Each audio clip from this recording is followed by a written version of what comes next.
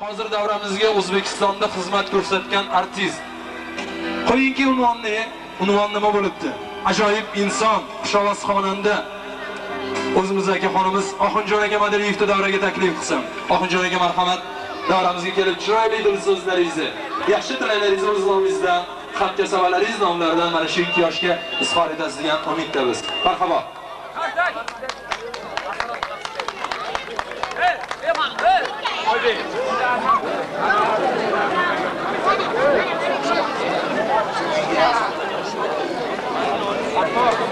Assalomu alaykum aziz mehmonlar, xush kelibsizlar shu xonadonga.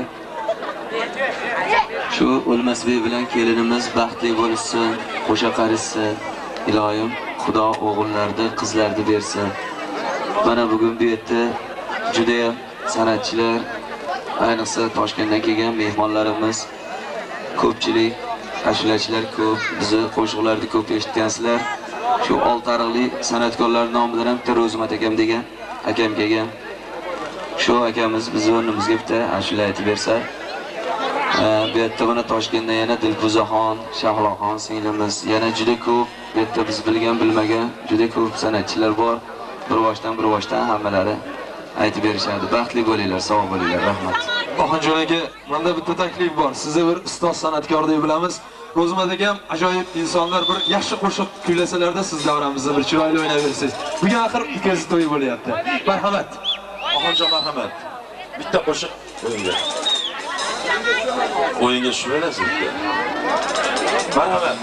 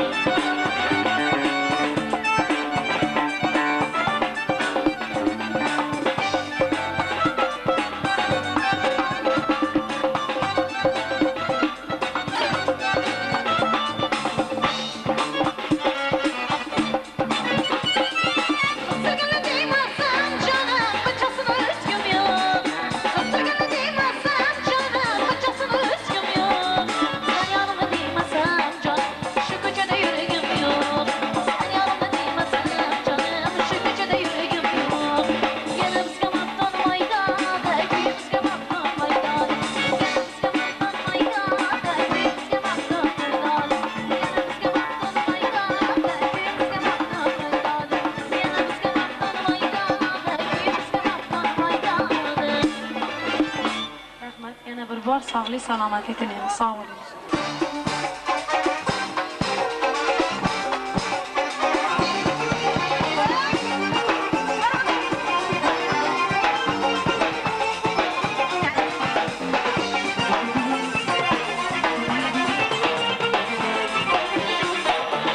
Qoshlarini yoqilib